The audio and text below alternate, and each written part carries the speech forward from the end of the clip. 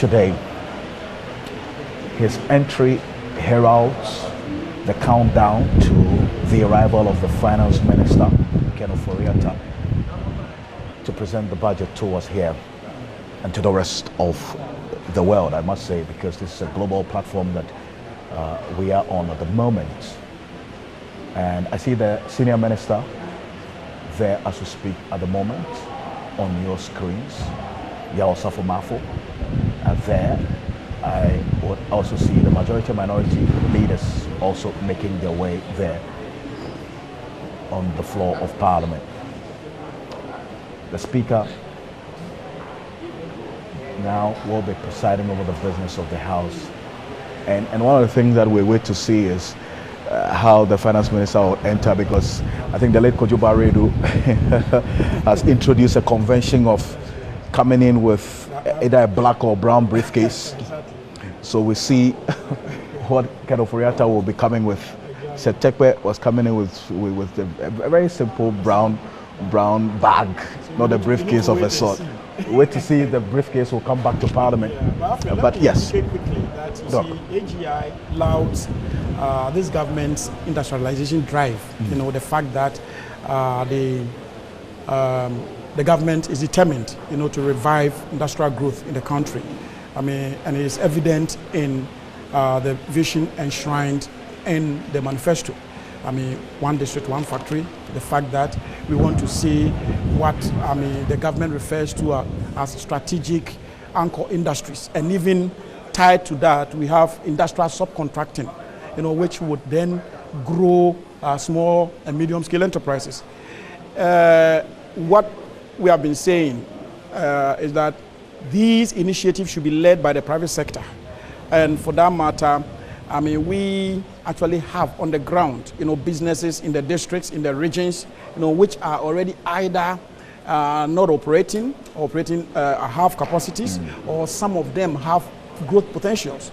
So if these businesses can be supported, you know, such that they can then expand, I mean, and retool, be able to employ more, definitely is going to be a good thing.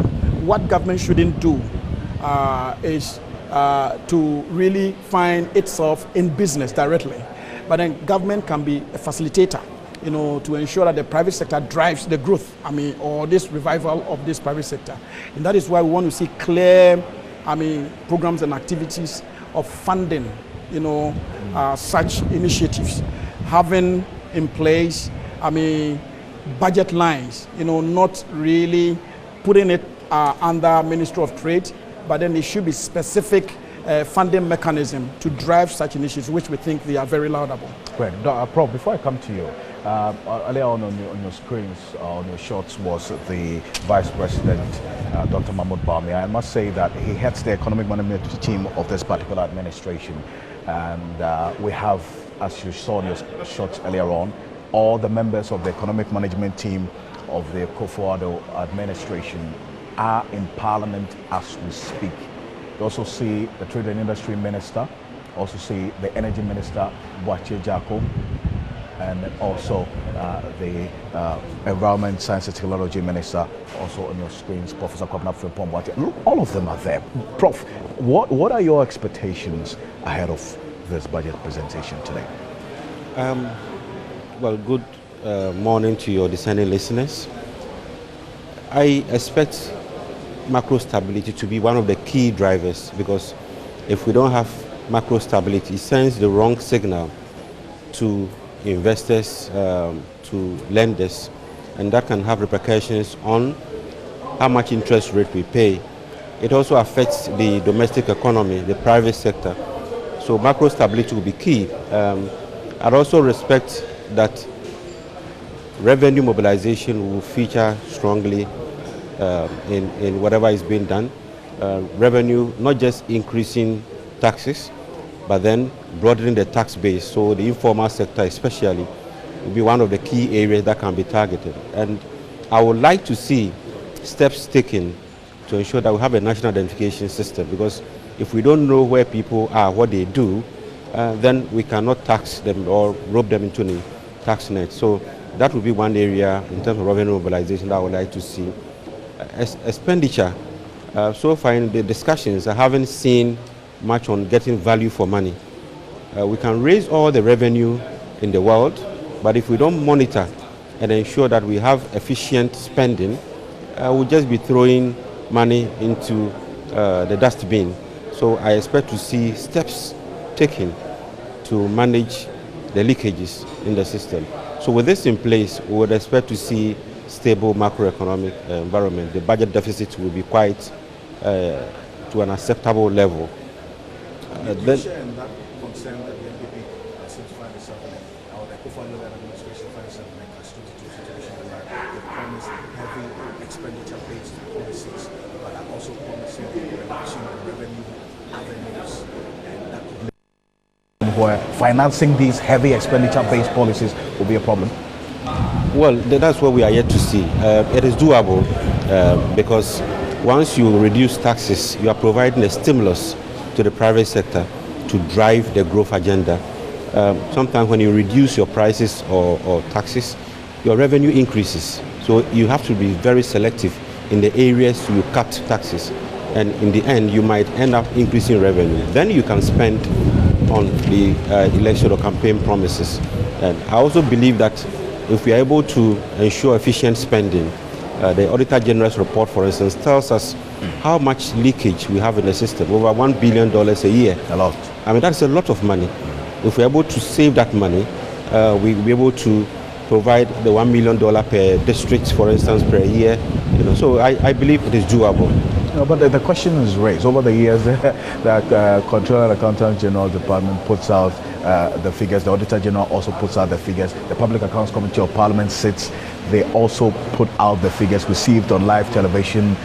They say they don't have prosecutory powers. Nothing is done to the persons who divert these funds into their own private use. And so if you're going to seal the leakages in the public sector revenue system, there's a lot more that needs to be done, and that cannot be done in the short term, can it? Yeah, but before that, also, let me add to what Prof said. I think one other thing that is necessary is widening the tax net. The issue is not too much of saying that, well, I want to get a lot of revenue, but you want to have a situation where you rope a lot of businesses or those who are supposed to pay tax into the net. Now, when you do that, you broaden the base of your revenue and you lessen the burden, you see, on the few committed taxpayers. Where taxes are more or less moderate, taxpayers or people become compliant. So if we look at it in that context, then definitely you will see that reducing taxes per se is not a bad thing. It does not necessarily mean you're going to lose revenue. But does reducing of taxes, is it synonymous to people, paying taxes? Because I have done a research which does prove, and it's one of the subjects I did a thesis on at a point in time in my life. That's right. Reduced taxes doesn't result in increased payment of taxes. Yeah, but you see, I think with the economic indicator analysis, and we don't want to bore our viewers that's right. with that. Exactly. But simply put, the fact that the tax is 3% doesn't mean people are going to pay. No, it goes in tandem with other if there's incentivizing mechanisms. You understand? Of course, you are reducing it is one step, and then making sure that you have some punitive measures also in place for violators. You would also want to look at, what are the incentives? For example, if you have a tax compliant company, what do you do such that, the person sees that, there's that level of recognition? Can you say that now once you pay your tax regularly, just like we have some companies running promotions, the earlier you paid, maybe you gain some 5% or 3% reduction. You can also have a situation where even where companies are willing to employ, let's say 10 graduates, they have 1 percentage point reduction in taxes. There are a myriad of sort of activities that can encourage tax compliance. But to your question specifically, once we are not able to punish offenders. Doc, please, I'd like to just sorry, please. Yeah. What I'm saying is that once we are not able to actually punish offenders, then definitely there's no point in year on year having public accounts committees sitting, inviting all state institutions or organizations to come and present, and where faults are found, we do nothing. It's not helping this country. True. We should be able, to follow up, and then where we need to take punitive actions against such people, we do that to serve as deterrent, and also judicious use of resources of the country. One key thing that is affecting the private sector is government borrowing that crowds out the private sector in the domestic borrowing market, and that actually drives interest rates. So as things stand now, you realize that in the past 3 to 4 months, we've seen significant reduction in treasury bill rates. Sure. Okay. Now, to some extent, it may be as a result of reduction in government borrowing. It really frees funds, into productive sectors of the economy. What we need to do as a country, and I expect a clear-cut direction from this budget, is that how do we ensure that we have reasonable policy rate? You go to Nigeria, you have 9%. Yeah. Now, as against 25.5% policy rate in Ghana. Absolutely. And getting to 9% wouldn't come overnight. Seriously. And interest rates in Kenya is 14%. So AGI has always been advocating for capping of interest rate in this country, because we can't leave it to market forces alone. Free fall for all, such that banks detect what interest rates should be paid. And let us understand that a lot of these interest rates are influenced by inefficiencies of these financial institutions.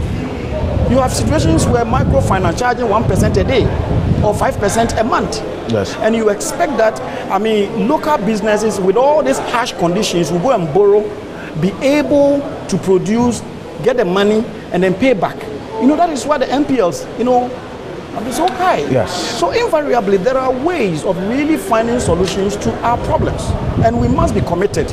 As it's a risky situation that the banking sector finds itself in, exposed to a lot of harsh conditions as we speak. Right. And I've been looking at some of the books of some of the banks. It doesn't look too good as we speak, and also coupled with government indebtedness to some of the banks as well that they brought over the period. You made a point about the treasury bill rates going up. This particular administration has also given indication that they are going to borrow, but this time around in the right way, as they put it. We're yet to hear the details of what exactly the borrowing pattern will be like. Yeah, that's right. But clearly, there's going to be borrowing ongoing. So, how will that impact on the situation as we have it now?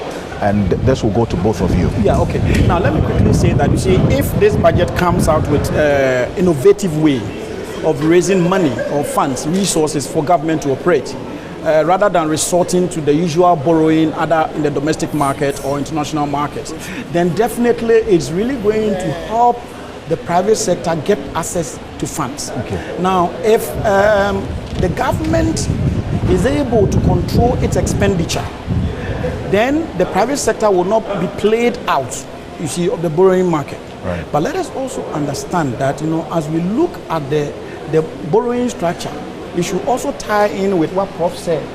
In terms of discipline in our expenditure, efficient use of resources. If we don't check that, if we have so much leakages, a lot of leakages in there, definitely, we will not have value for money, and we are wasting resources. Great. Doc, I'll hold you on to that. Prof, I'll hold you on to that. I need to quickly go to the Chamber of Parliament. Let's get to hear exactly what's happening on the floor of Parliament now. It's hereby adopted as a true record of proceedings. Thank you. Item 4. Honorable Finance Minister. Order.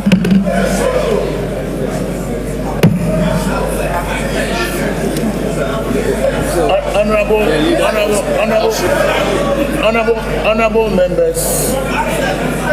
members, we shall so conduct business that our distinguished visitors and the nation that is watching us will feel well served by their respectable honorable members of Parliament. there will be order.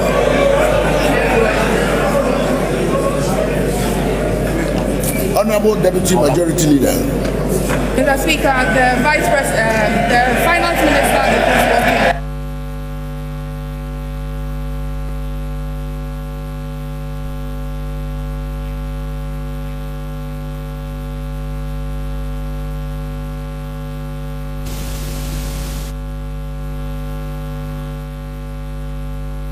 Order.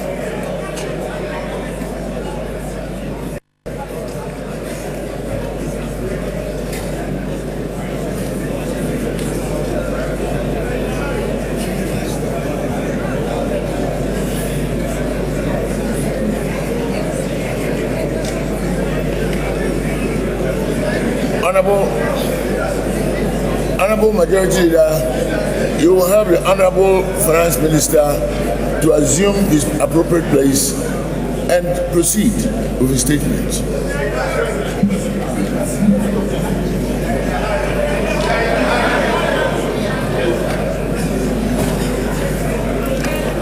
Speaker,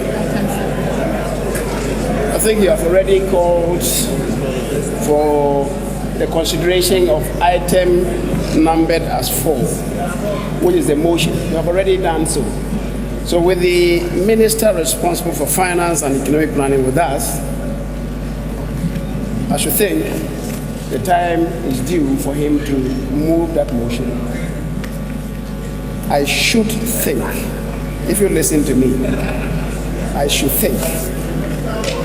Mr. Speaker, so the time is due for the motion to be moved by the Minister responsible for finance and economic planning. Thank you very much.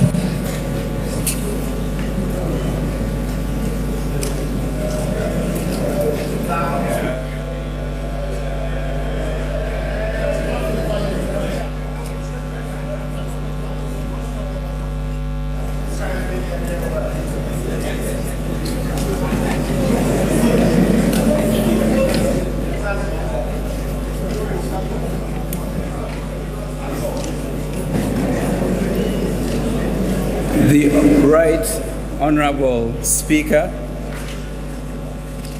Honourable Members of Parliament, I come in peace. On the authority of President Nana Addo Dankwa Akufo-Addo, I beg to move that this Honourable House approves the financial policy of the Government of Ghana for the year ending 31st December 2017. On the authority of the President, and in accordance with Article 179 of the 1992 Constitution, permit me to present to this august House the maiden budget of the President of the Republic of Ghana.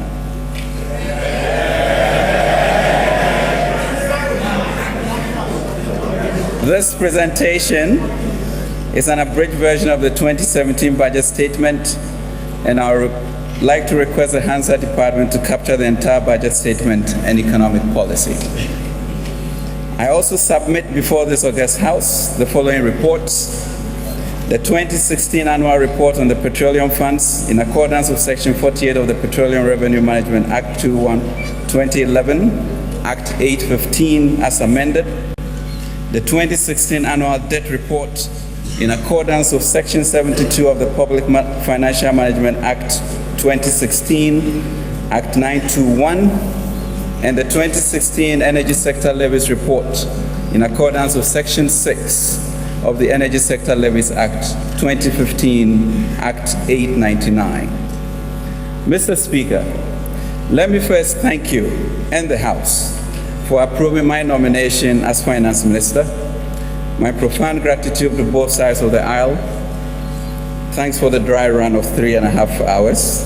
I pray that I'll be let off sooner this time.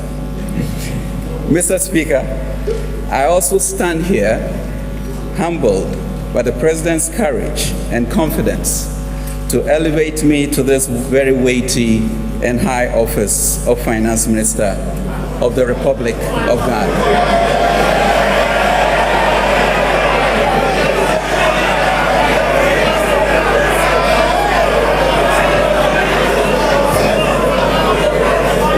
Of the Republic of Ghana.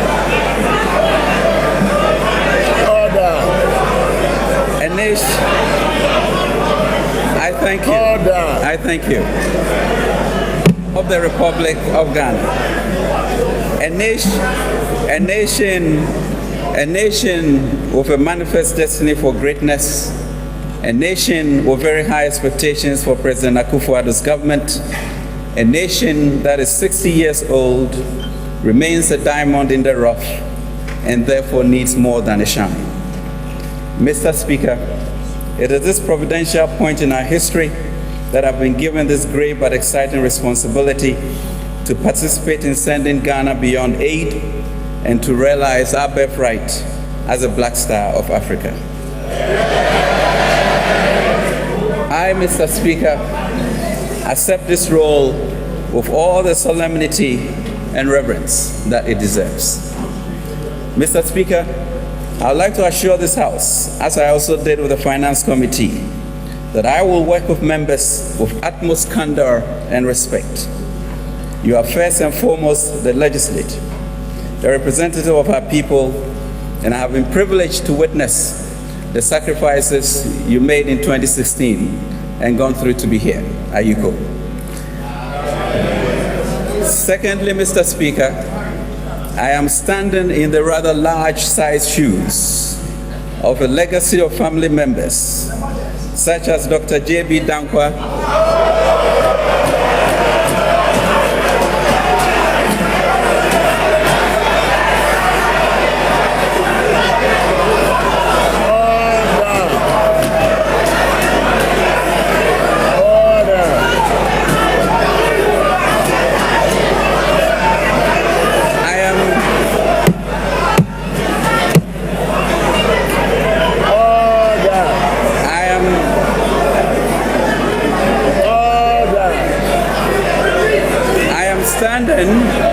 in the rather large shoes of a legacy of family members, such as Dr. J.B. Dankwa, Mr. William Oforiatta, Honorable Amwakwata of CPP, Dr. Jones Oforiatta, my father, President Nana Dankwa Akufo-Addo, and Honorable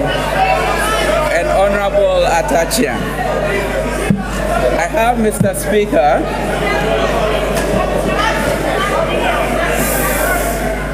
honorable members, I have, Mr. Speaker, I have, Mr. Speaker, a conference with leadership. I may have to suspend sitting and have a conference with leadership if we are not in the position to listen. If this continues, this is what we have to do. I have. Read the budget. Cousins and daughters government. I have, Mr. Speaker. I have, Mr. Speaker. By our standing orders, our procedures and tradition in this honorable House. A country where the private sector is well equipped to invest in the economy and be the catalyst of growth. A country where our youth have access to the requisite education which will expand their horizon and give them opportunity to dream and dream big and express their creativity, talents, and ability. A country where each and every citizen is proud to be Ghanaian and to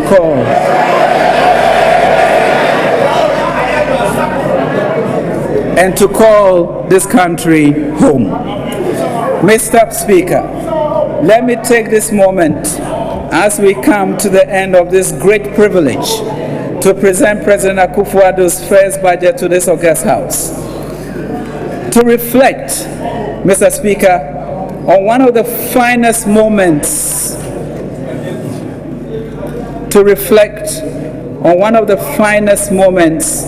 in our history of our democracy on July 23rd, 1981.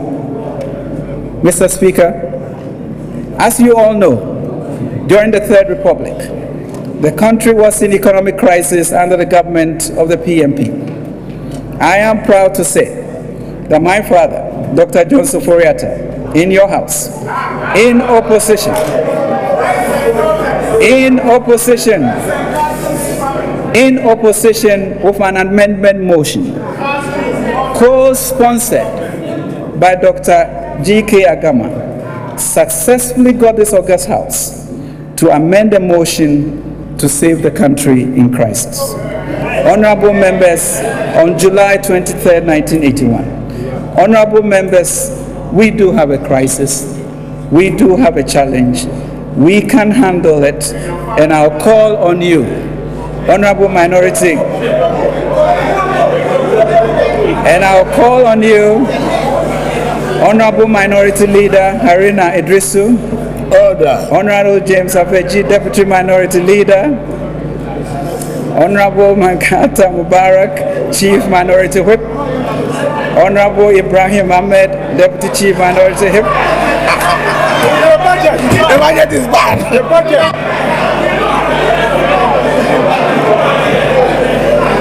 The honorable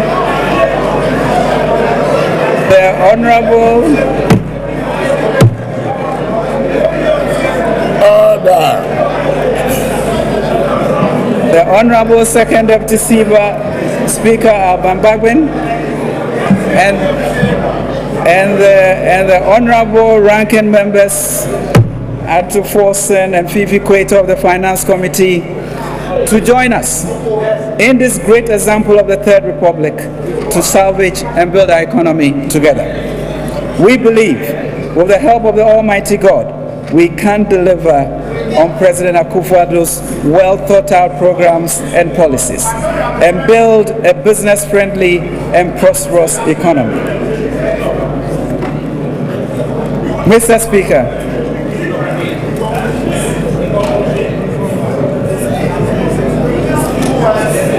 Speaker, I would like to remind you of the State of the Nation address when this President stated that the times in which we deem we live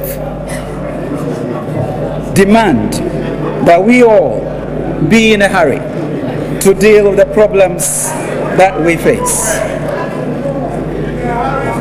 Mr. Speaker, honorable members across the aisle, given the great precedent set by the Third Republic, honorable members across the aisle, I enjoin you, please join me in this debate going forward to enrich it. Mr. Speaker, we can do it. I personally pledge to work with you, to work with candor, with transparency and respect, and an undying commitment on my part to protect the public affairs. To the people of Ghana, I pledge to serve you and to ask for your prayers.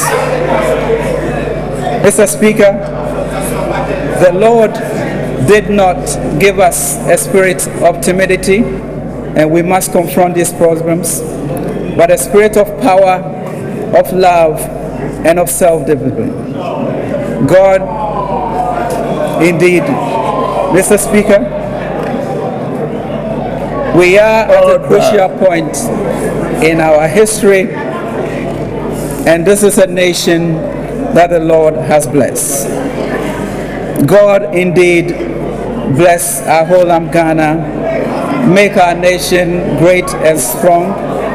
Mr. Speaker, Order. Honorable members.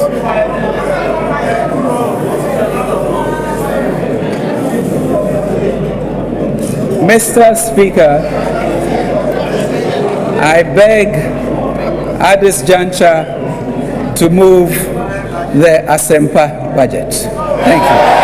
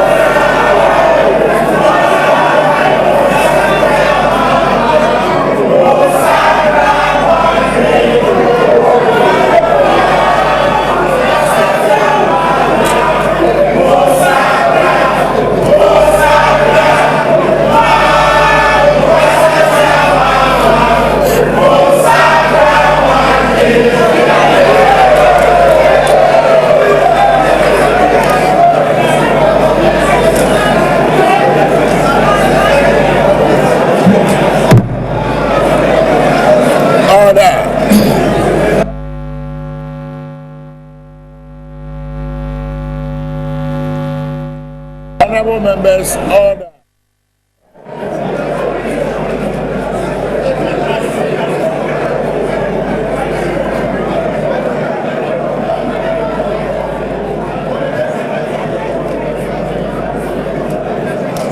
Order. Thank you very much, Honorable Finance Minister, for your delivery. Reference to the order paper and further to the order paper addendum, is there any indication as to the presentation of papers? Honorable Majority Leader.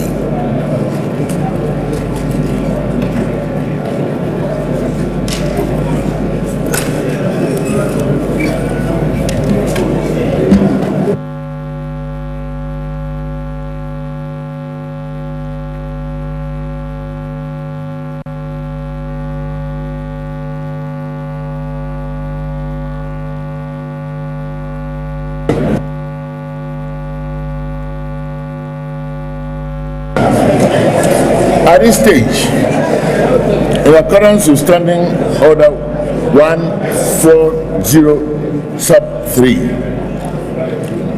and within such time as the Business Committee may determine, debate of the motion shall stand adjourned for not less than 3 days.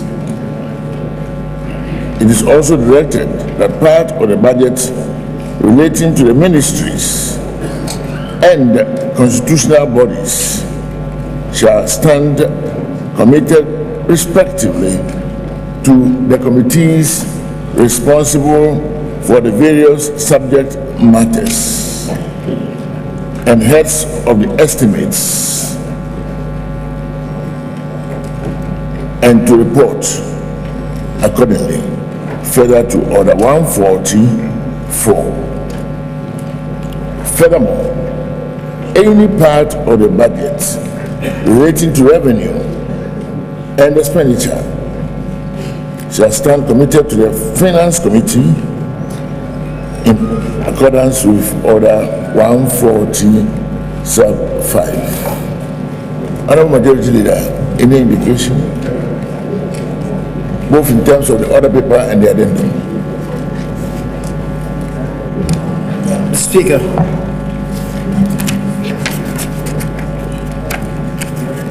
we have exhausted the agenda as captured on the order paper, but there is an order paper addendum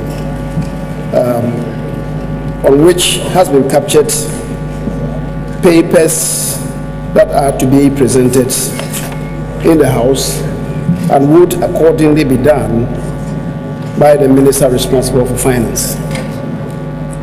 Speaker, so you may allow for the presentation of the papers so stipulated on the addendum order paper.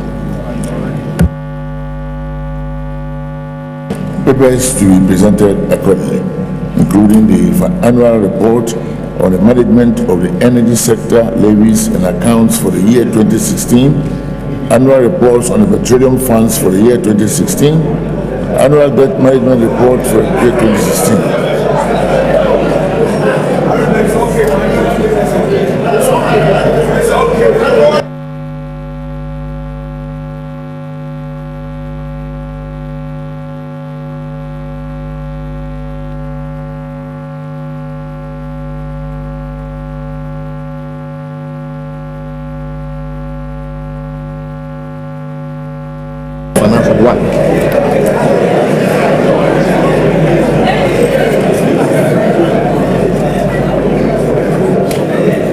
Very Honorable Minister for Finance, Annual Report on the Management of the Energy Sector Levies and Accounts for the year 2016. Annual report on the management of the energy sector levies and accounts for the year 2016.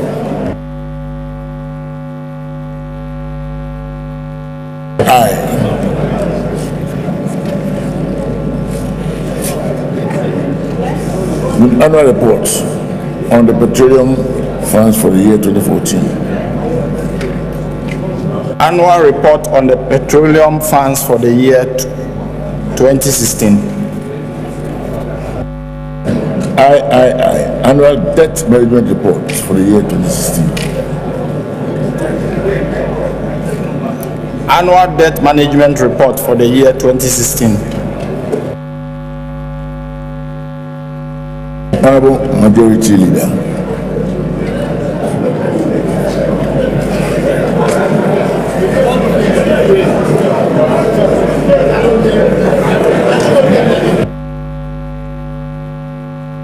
The Minister.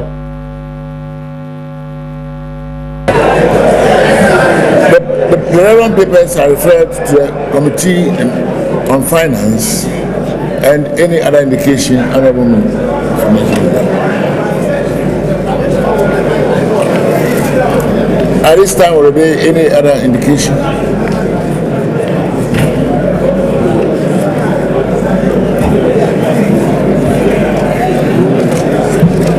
Speaker, the principal activity for today, as programmed, is the presentation of the budget to the people of this country through Parliament, and we have indeed done that. The Minister responsible for Finance, in accord with Article 179, has submitted to this House a budget that sets out to reposition Ghana on the path to real sustainable development, and which sows the seed to secure for ourselves and posterity the blessings of liberty, equality of opportunity, and prosperity. Mr. Speaker, what else can the nation expect from a budget? That indeed is the anticipation of the entire country. And Mr. Speaker, I do not think that this calls for a chorus, a discordant chorus as such that this nation has witnessed. Mr. Speaker, we will stand the debate down until the appropriate time, and I believe justice will be done to the people of this country. After the dissection, will know what is in the belly of this budget. Mr. Speaker, on that score, I beg to move that this House adjourns proceedings until tomorrow, 10 o'clock in the forenoon. Mr. Speaker, I beg to move. Honorable Minority. Order.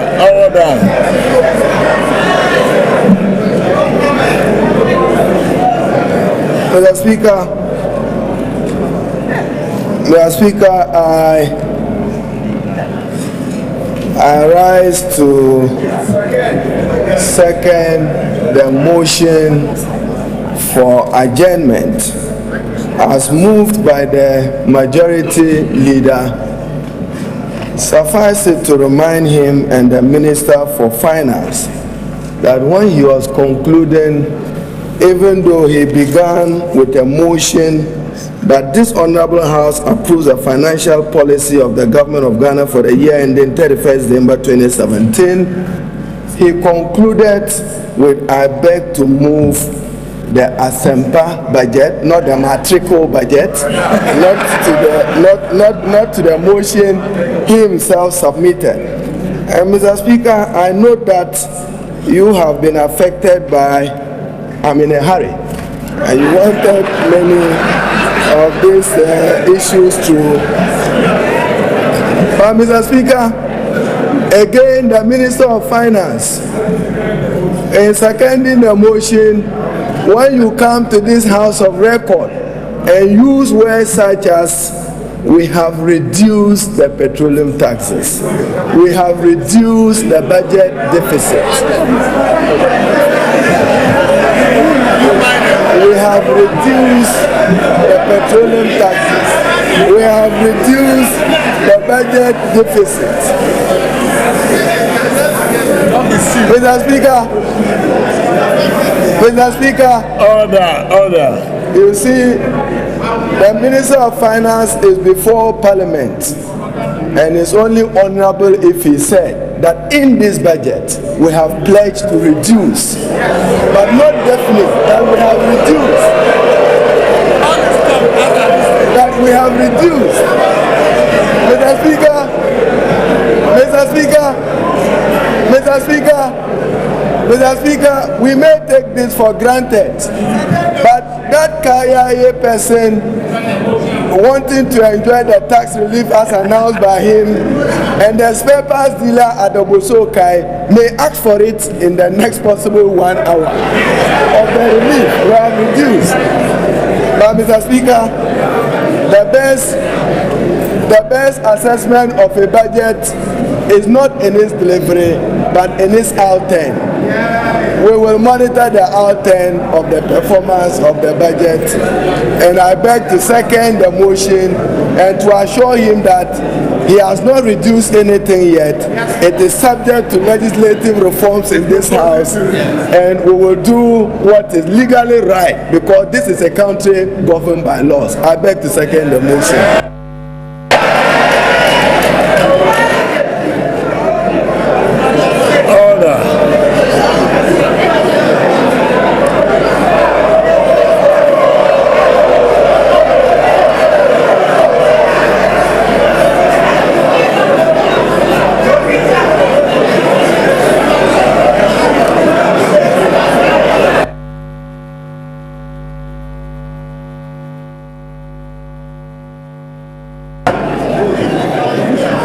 Speaker. Mr. Speaker. I don't want anybody to hear this. Mr. Speaker, I thought what the minister meant was that the document that he's delivering to us contains these anticipations. So he has sought to do that. Now, Mr. Speaker, you see, people are eager to criticize, they don't have the patience to listen. And that is why the difference between us, the difference between us and them is known to every Ghanaian. The difference between us and you, the way you are conducting yourself, it doesn't inure to the integrity of this house. It doesn't. Speaker, I would want to believe that the question will be put and then we will debate the issues. I'm happy that the minority leader admits that the quality is in the outturn, not just the delivery, which should suggest all of us that is convinced and persuaded that the right thing has been done. Yeah. Don't be in a hurry to get up. Don't be in a hurry to get up. Mr. Speaker, I invite you to put the question. I'm up. I'm not down.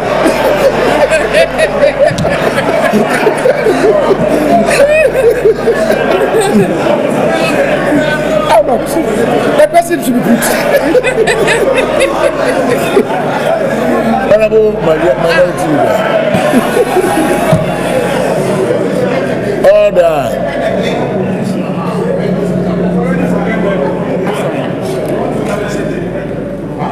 Mr. Speaker. Order. Respect the chair, the speaker.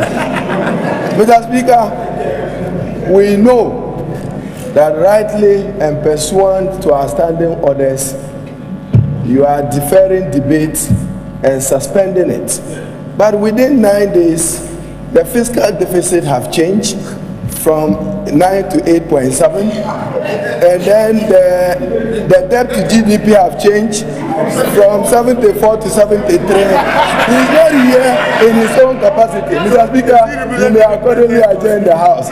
Interesting debate arranged.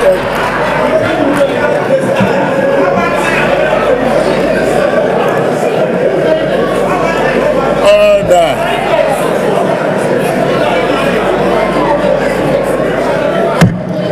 Honorable members, the motion for adjournment has been moved and seconded. All those in favor say aye. Those against say no.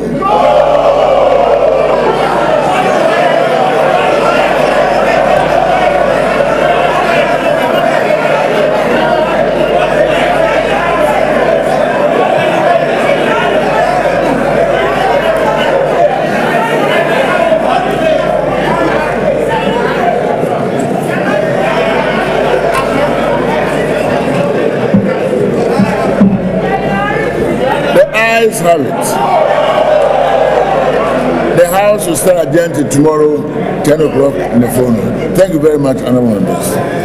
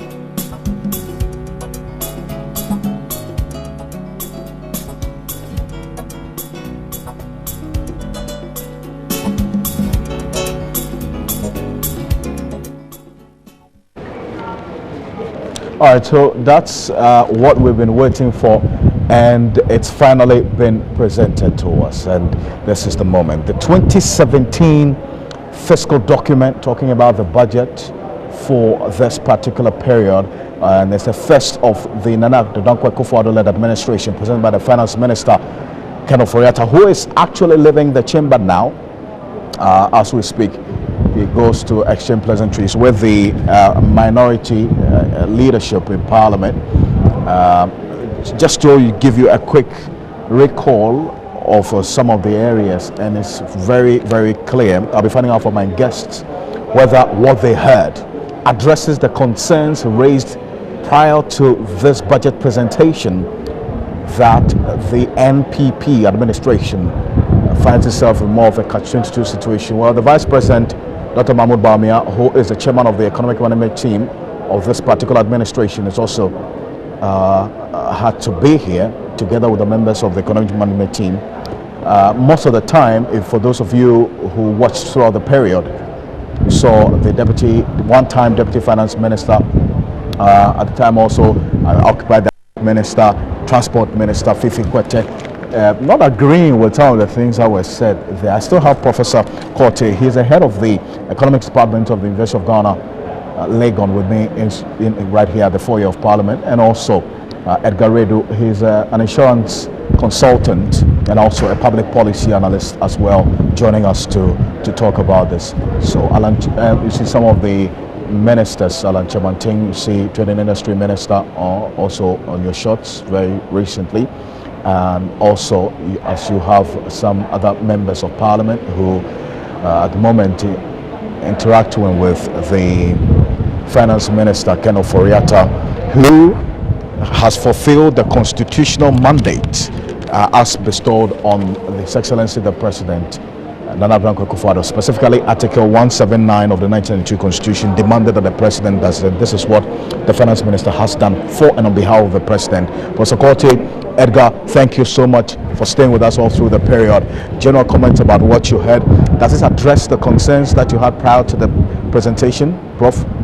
Yes, I think we've all seen the Finance Minister present the budget. The situation in 2016 didn't look too good, but it's quite reassuring to see that despite all of this, they plan to raise revenue and also spend in such a way that will record a budget deficit of 6.5% of GDP thereabout. That is quite reassuring. It's also quite reassuring to hear of the policy initiatives, some of the tax cuts that were promised. And I believe these are all going to be stimulus packages that will drive the private sector. It is my hope that the private sector will respond to these initiatives, tax exemptions and the rest, so that production would increase, would have more jobs, and thereby be able to, stimulate the economy. But is it enough to engender that kind of reciprocal reaction by the private sector? I mean, you're talking about the hope that they would respond to these, but with what you heard, is it enough to give you that reciprocal action on the part of the private sector? I think it is. I mean, if you look at the numbers, they are not huge, but if you look at the volume, you multiply by the volume of transactions, it's quite a huge figure that should bring the necessary stimulus. I would expect that the subsectors would also respond, because for the private sector to flourish, it's not just about taxes, it's also about utility prices, it's about infrastructure, be it road, be it utilities, be it a stable exchange rate environment. Several things builds into the cost of doing business. So I believe all the subsectors, we are yet to see the fine details of the budget, but I hope these are all clearly spelled out in there, which will stimulate private sector businesses. This stimulus, by economic analysis, one would argue that does not really the impact of it is not felt in so much in the short term. We would feel it more in the medium to long term. And now we have businesses that are in a very dire situation, and we're looking forward to these responses from government in this kind of policy. So if you're talking about the fact that there's a hope they will respond, but this kind of package, as you said, the numbers are not too huge, but then how much they would respond would also impact on the effectiveness of these cuts on what the government intends to achieve with these. Would you agree? Yeah, I would agree. The lapse or the lag in terms of the response is quite critical. You will not see this in the next 3 months, at least 6 months or a year to come. We're likely to feel the impact, see the much of the response from the private sector. And I believe that this is a good signal, not just to local investors, but also to the international community. Right. If we have showcased that we are committed to stabilizing the economy, we have showcased that we are committed to bringing deficits to single digit, I think that should go a long way to provide investor confidence, and that can show up our exchange rates. Fantastic. Edgar, I'm bringing you at this point. Generally, you also had your own concerns prior to the budget presentation. What you heard, has it addressed adequately and giving you that hope and assurance that the finance minister talks about for the next 12 months? Well, basically, I think first of all, the problem we have is this. There should be a vision. You understand? There should be a vision, and then we walk in line to achieve the vision. The question is, the Nanado administration or the Nanado government, at the end of the first term of Nanado's administration, where does he want Ghana to be situated? What does he want Ghana to be like?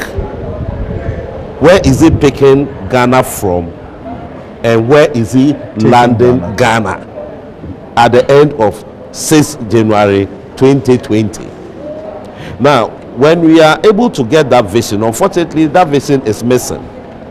You don't see clearly? No, it is not spelled out. Well written. He talks about this budget's aim of as to taking Ghana beyond aid into trade and that arena of having to also have the bargaining chip in the global space. No, you see, for instance, here they say sowing the seed for growth and jobs.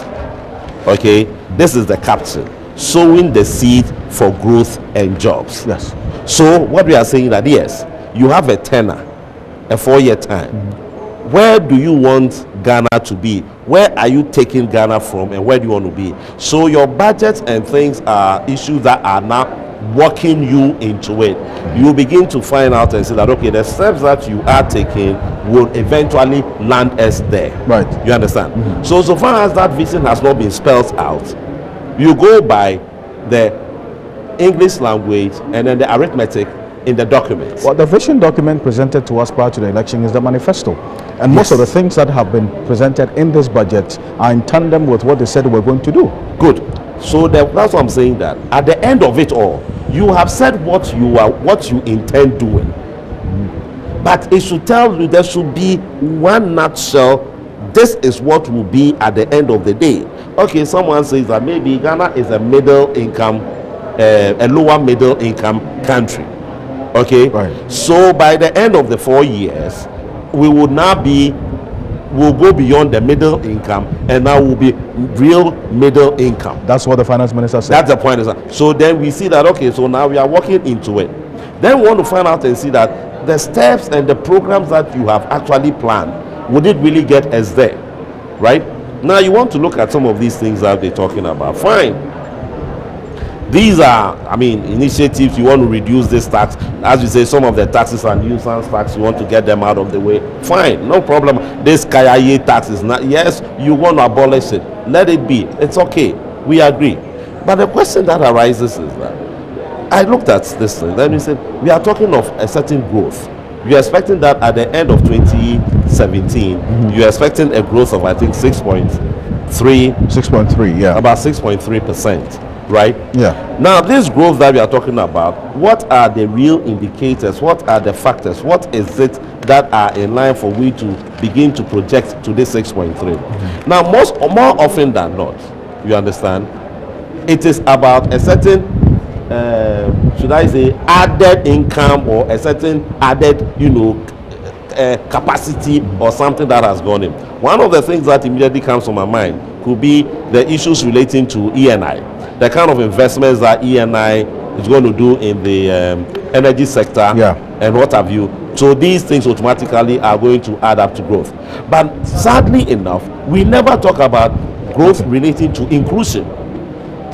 Inclusion, at the end of the day, how the ordinary man's pocket is. When you are talking of economic, the GDP growth. Well, the question has been raised, and I have had my own issues with the measurement of the strength of the economy using the gross domestic product. It has its own issues, and I think that we can debate this on another day.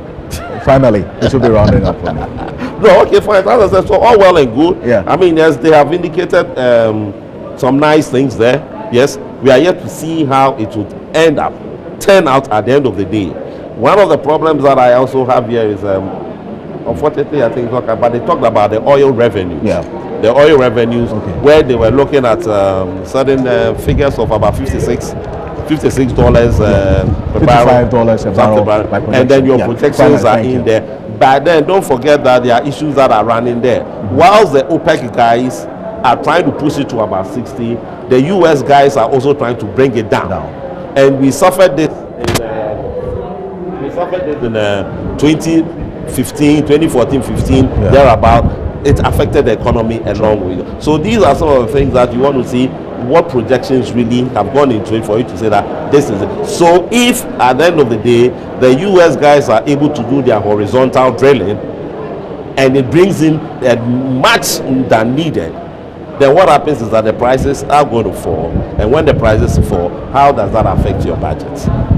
Well, it's a great point, but then you see, in the OPEC dealings, Iran, Russia, are the major players, and they have a very frosty relationship as we speak, and that's also going to have an impact on projections going forward, because some of the margin of the production cuts that was agreed sometime last year has not been strictly abided by. Because so that's also a concern. When you mentioned Iran had been under sanctions for how many years? The sanctions were just lifted, I think 2016. And their mainstay is also oil, right? So if they don't pump the oil, how are they going to develop the economy? So to the extent that some of these things can have some adverse, effect on their own development, you got to see that it is one area that I've always said it is never a good thing to do a budget on the oil revenues, because it would really create a problem for you at the end of the day. Maybe, Prof, that's why the finance minister was very specific in distinguishing the projections-based oil revenue-based projections and non-oil revenue-based projections, so that ceteris paribus, plus or minus, if these happenings or the projections do not come to pass, then there will still be a certain real value or impact to the projections that have been made, and not necessarily basing so much of the projections on the oil revenue as projected in the crude oil prices on the world markets, which has always cost us over the period anyway. Yeah, but you see, we shouldn't forget we also have another opportunity. There is always the mid-year review. Oftentimes, some of these projections we might exceed, and some we might undershoot. So there is the opportunity to have a mid-year review, look at the whole situation, and revise. So that is not too much of an issue. Of course, they can also hedge. There's the option to hedge against the price of oil, and that can overcome some of these challenges.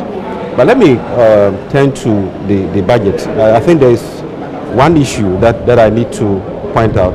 That is the free SHS. Yes, I was just coming to that. Policy. So some 400 million 400 million CDs, CDs to go into free SHS. With additional. Yeah, in as much as I like the idea of trying to have an intervention to ensure that children from poor homes who cannot afford secondary education get education, I am particularly against a blanket policy. Free for all. The rich, the poor would enjoy free education. I don't think that is the best way to use their resources. Target the poor, save some of the resources to do something for the very poor. But if it's a blanket policy, like we have energy subsidy, petrol subsidy, utility subsidies, that is not an efficient way of using resources. And I think we need to rethink about this. Okay, fantastic. I thank you, gentlemen. You know, this budget is going to be subjected to a lot more of analysis in the coming days. So, Edgar, you are with us through this period. We are really grateful. He is an insurance consultant and also a public policy analyst. Thank you, Edgar, for joining us. Professor Korte is the head of the economics department at the University of Ghana, Legon, also joining us. Professor Korte, grateful. Thank you so much, gentlemen. We're going to go over to the news hub in Adesawe, where Wendy Lai is going to continue take over from there to do some more on this here. So from the team here, the Parliament, we brought you the live coverage of the budget presentation by the Finance Minister Ken Ofori-Atta. On behalf of the rest of the team, thank you for watching and for listening to us on 3FM 92.7 and on TV3 as well. My name is Alfred Okanse. Do enjoy the rest of your day. Good afternoon.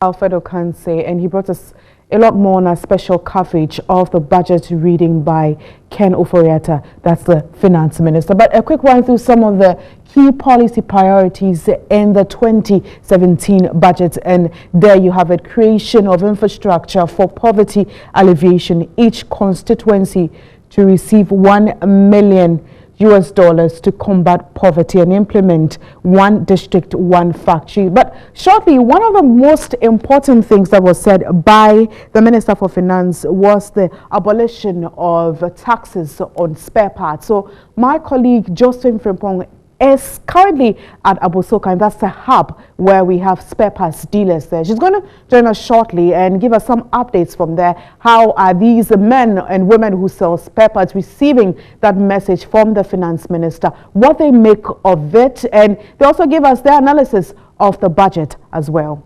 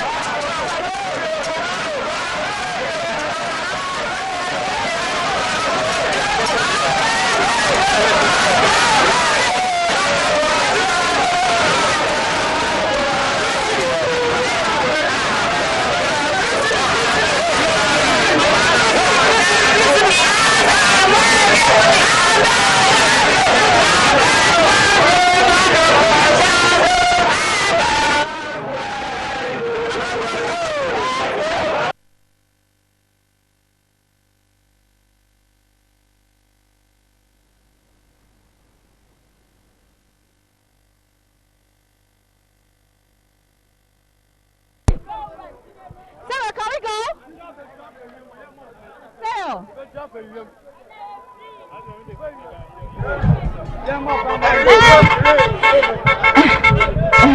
are currently at Abosokai, and you can see the excitement here with all the people, the spare part dealers. They have hailed the minister. I have one of the spare part dealers here, and he has to tell us what he makes of the minister's predictions this afternoon. What's your name? Derico. Okay, Jerry. Derico. Yeah, Minister Nekayen, what you were saying? Oh, good news. Now, I just why I been my chair for a long time. Eti nana so emra auto na ope to me, you know, or Shagana for bo, especially about so kind for say oba and yama sa obaya mine. Eti na finance minister ko parliament ni ati good news we ya. Wa hwe enuanom ne adofo e wa ha. Timamufuo na nya ogye bi anya ni daso ne papa bi sa da chepa bi wo yanim. Eti ohwe me nuamu mu jam nche obi ani age. Na dia e ma yani je pa ne se ode osie ayo oyo awo ensem o ka kire yen na wani ehwamo government eye eniema ye hyeche na wani daso a ewo wanim so ode wani ebe kire so na wo be ne be yi eti nya beka nyina ne se ye da president akufo ado ase kase ewo nadia wa ya magana ko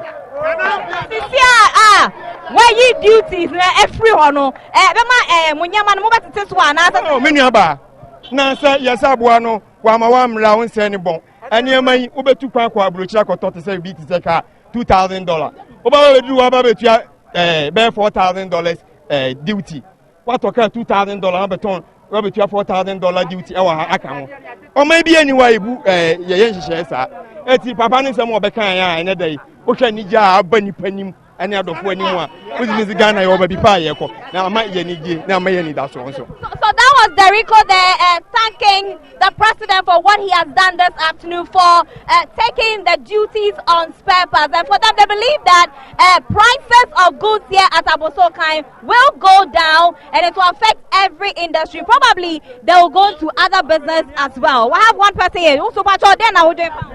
Pacho, they are not kind. They have a Pacho go enterprise. Yeah, nana be kind. Em say we do so. We dey enya say bia ye bia ensama nana kind we dey bia so. Ye niama ye betiti so. Oba beto ade wa boso ka enya ye o. Enya say ye na pese ye niama so. Na mom wo dey $2,000 and $3,000 akofa niama. Now the banner duty near $7,000. Ohima, oba to niama so. Nana can say what can't say na say you see anti niama so na say am say mistake nti aboto kan in fact ye betiti niama so because ye na ye rule Ghana.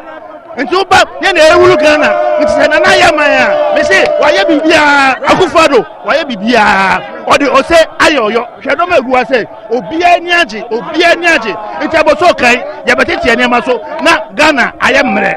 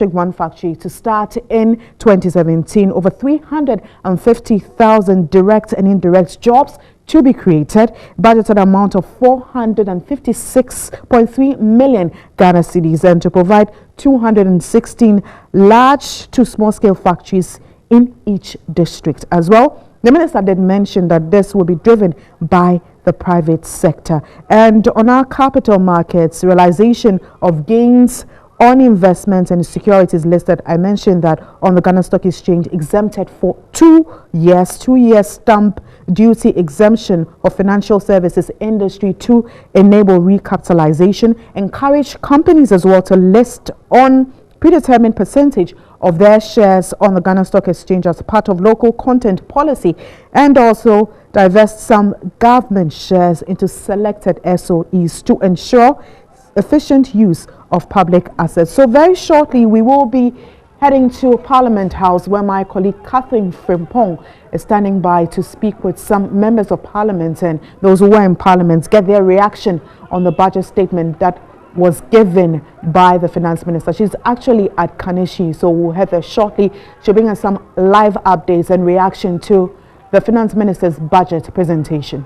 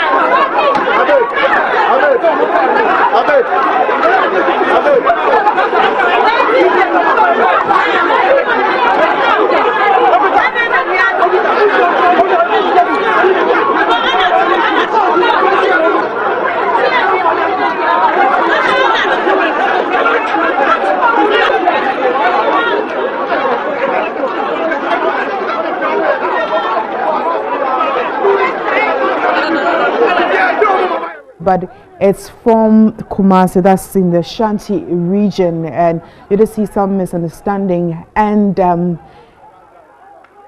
we'll get shortly to our correspondent who's going to tell us exactly what happened there. We did see some men holding machetes, destroying some tables, and there were some security personnel there. We'll get that detailed information on exactly what's happening there and give you those updates shortly. But let's go back to the budget presentation on the sowing of seeds and growth and jobs by the Finance Minister on the banking sector, specifically ESLA, to accommodate all the existing legacy debts owed by the SOEs in the energy sector, ensure revenue streams from the ESLA are appropriately used to guarantee steady cash flow in the payment of all correspondent debts, increase the banking industry's minimum capital requirements, and strengthen the licensing and regulatory framework, introduce risk capital requirements in addition to minimum capital requirements, enhance enforcement for a single obligor limits for commercial banks to minimize systemic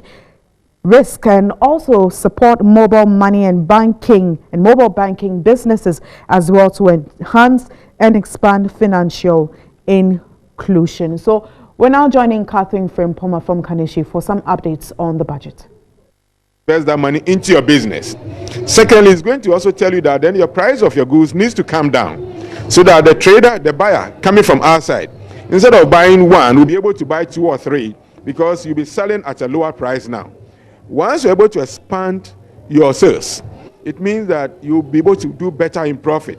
Because if one, you can sell 20 and make 10 times that, and you can sell 1 and just make 1/10 of that. Which one is better to do? It's better to have a lower price good and sell more and make more money. Yes, and so we are going to find time with the leadership of the Market Association, the various identifiable groups, and explain the impact of this to them. Wherever they are picking their goods from, they are going to get it at a lower price. So when they come, they're also supposed to sell it at a lower price to whoever is coming to buy from them, and which will translate into more people being attracted to buy from Kaneshie Market. Lastly, which people, which category of trade, if you say traders, were they who deal in wholesale or retail, or the petty traders, tabletop tomato pepper sellers, or which category of the traders in Kaneshie market here do you think were affected by this 17.5%? You know, we have all categories here. We have the large scale, the medium, and then the small scale. They cut across. We have the importers here. The import duties and things that have gone down, it's going to affect them. We have those who go to wholesalers outside Kaneshie to pick. Definitely, they're also going to benefit. The foodstuff sellers, they may not have the direct impact, but then they are going to have it another way by way of the reduction in the petroleum tax. So definitely, once fuel prices comes down, food prices will also come down. So all categories of traders in Kaneshie are going to benefit. And for we in management, we are excited. All right, so management of the Accra Markets Limited are happy about the tax reduction from 17.5% to 3% flat rate for traders. I said earlier that speaking with some traders downstairs, most of them did not bother to listen to the budget because to them it didn't make any sense to their minds. Some who did also said they didn't understand the English that was spoken, and so management is saying that they are going to explain to them what this means, and probably we consumers from our houses who will be coming for shopping this weekend may also feel the impact, as well as our pockets are concerned. But we are going downstairs again to have you see what the market women had to say earlier. My name is Catherine Frimpoma from Kaneshie Market Complex in Accra. Over to you in the studio. Well, that'll be all. Thank you very much indeed, Catherine Frimpoma, for that update. But the story you did watch earlier about the clashes had to do with supporters of the governing New Patriotic Party and the National Democratic Congress over the management of a transport terminal in Kumasi, which has left 2 persons sustaining serious machete wounds. We'll bring you some more updates on that and a lot more on the budget presentation in our subsequent bulletins. I'm Wendy Lai. Thanks for watching.